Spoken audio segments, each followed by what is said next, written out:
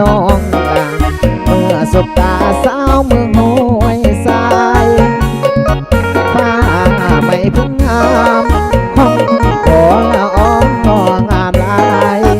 สาวงามแห่งเมืองห้วยทรายขวัญใจของสายสาวใต้อายมาแอวเหนือเพื่อสมผู้ฟ้าปากกวงได้พบคนงามชื่อดวงดังดวงมาลาดอกไม้เจ้างามอีหลีนาลีเจ้าเป็นอันใดครั้งแร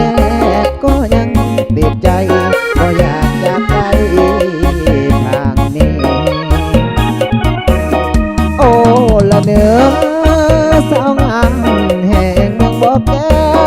วอายพักใจแน่แนวดังแก้วให้เขาภาษี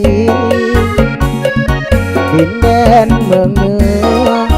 งามเหลือเนื้อคำว่าจีนำใจ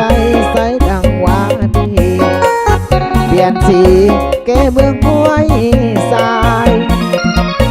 พบแล้วมีภาพจากกันดังจังแหมแล้วนี้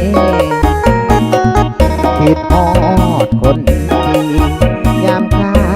จากไปได้หาย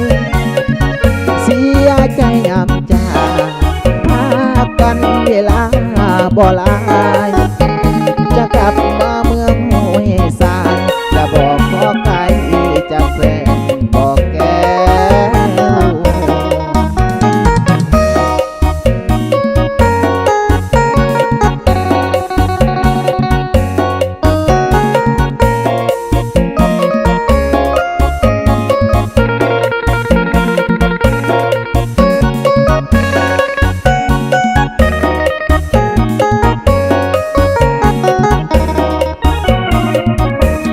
โอ้ละเนื้อสาวงามแห่งเมืองบ่อแก้วอายพักใจแน่แนวดังแก้วให้เขาภาษีดินแดนเมืองเหนือ